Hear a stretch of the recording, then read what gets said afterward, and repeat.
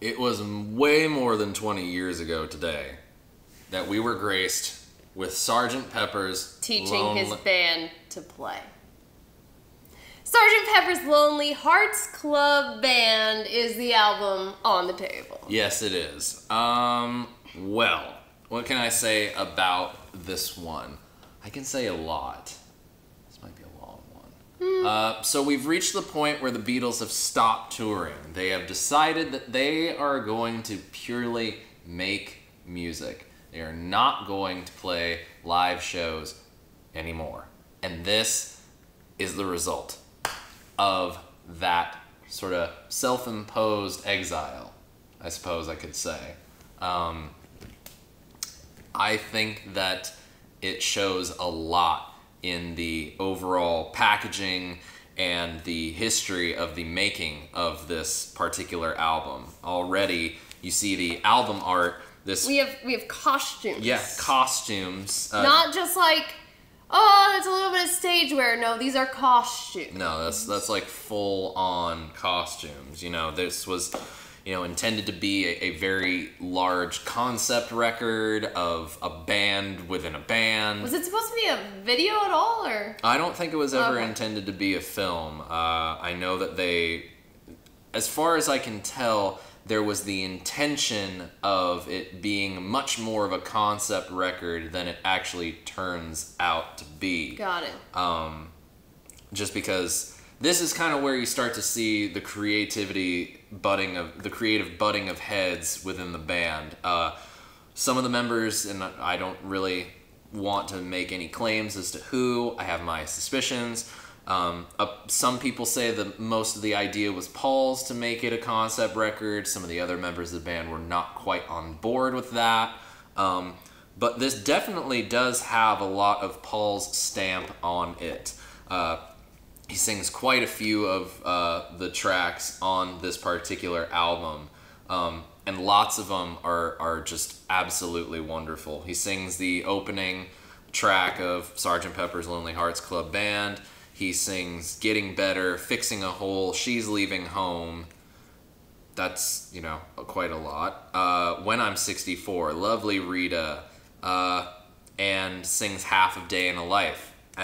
With John's contributions, you can definitely tell they're a little bit more in the slightly more avant-garde imagery within the lyrics, like Lucy in the Sky with Diamonds, which, so many people seem to think is about LSD. I think you should really do your research and find out what really inspired that song. Being for the Benefit of Mr. Kite, a song inspired by an old circus poster. Yeah. Within You Without You is a George Harrison song, which I love that song. Which incorporates lots of things that were influencing George at the time. He was getting very much into playing the sitar, hanging out with guys like Ravi Shankar and, their guru that they had been seeing, and delving into, Hinduism and that kind of Eastern, as they would say in Help, your filthy Eastern ways. Yeah, that was kind of a interesting 180 there. Now, for me... Oh, and he sings John sings Half of Day in a Life. For me... The songs that most people really enjoy on this album are the ones that I do not enjoy. Like what? Do not really enjoy Sgt. Pepper. I do not really enjoy Lucy in the Sky. And I don't like Benefit of Mr. Kite really at all. Except when Eddie Izzard does his kind of impression of it in the movie Across the Universe. I think it's truly genius. But those songs people love, and I don't like so much. But one song that I think is just brilliant is When I'm 64. Because, how old were they at this point? Oh, I don't know. Lord. Most people don't really think that far into the future. No. And it's a very fun song, but it's very, very poignant at the same time, because it's thinking about that idea of, I am not going to be this old, this young forever. Right. How is everyone going to react to me when I'm old and gray? And I think it's a beautiful song. Yeah. The other two songs are two of my favorite Beatles songs. Go. She's Leaving Home. Oh. Love that song. Man. I love the background vocals. Just everything about that song is amazing. And then A Day in the Life. Now, Paul may hate me for this, but that middle part where Paul sings, I would just cut that out of the song. I don't like that part. I don't like the woke up, got out of bed part. Oh. But the other parts of the song, I love them.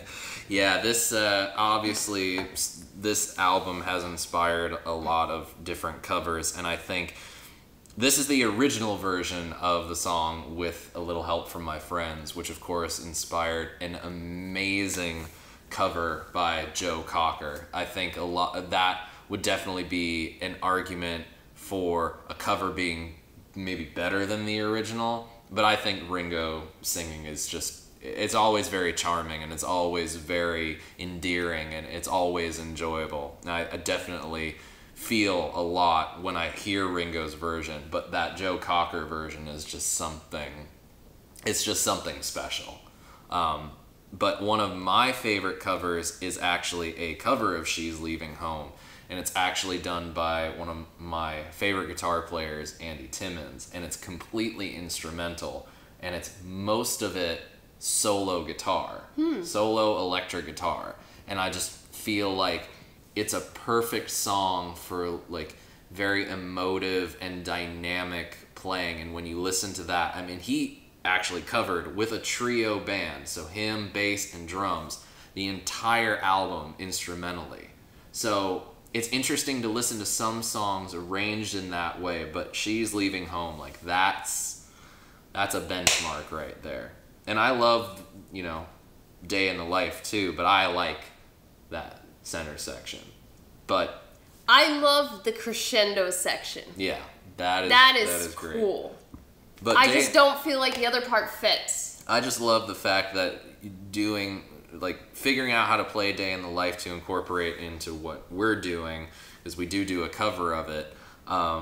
It was really cool to be able to put my spin on the chord progression. A lot of times when you're a band trying to figure out how you're going to cover a song, it's really hard to make it your own because there's not much room for reinterpretation. It's almost like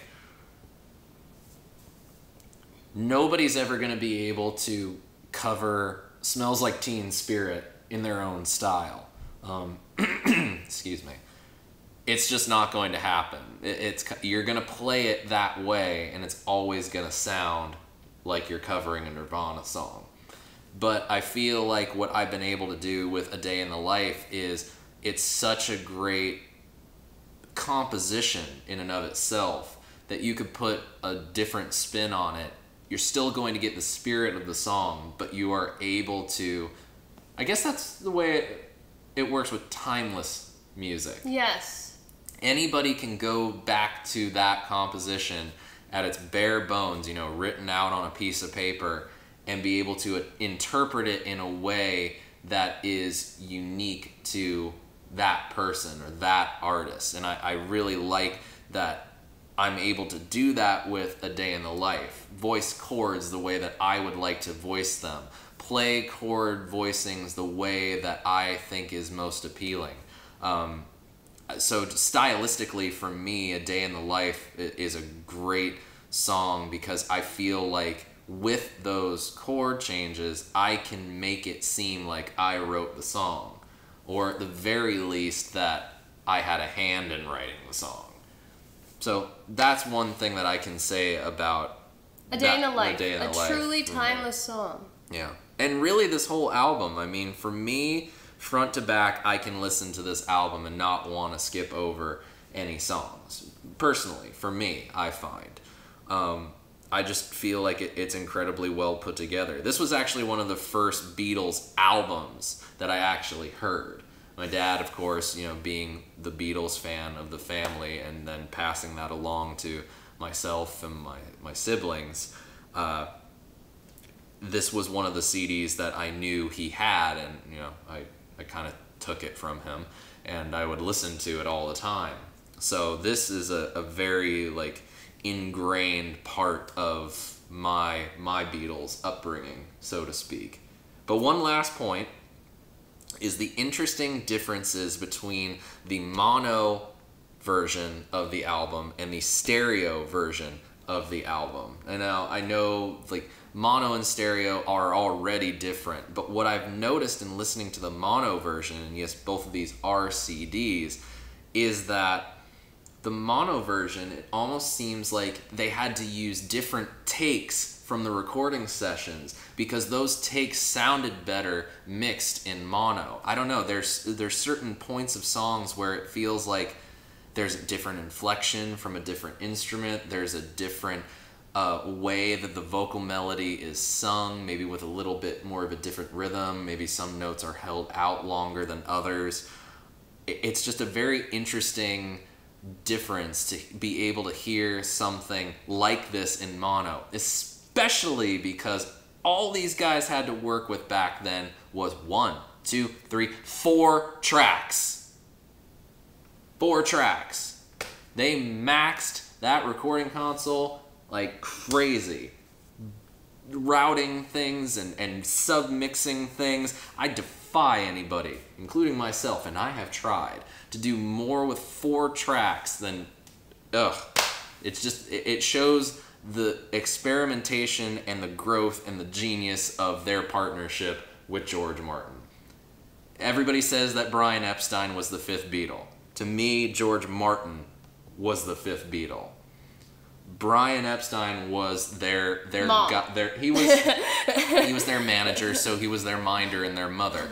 But he did a lot of great moves to get them to this point of success. But to me, this is probably one of the best examples of an artist and producer working together to make something truly great. Notice, working together, not one guiding. This is no longer a producer guiding an artist. This is the two of them so entrenched in their relationship that they can work together to create something like this.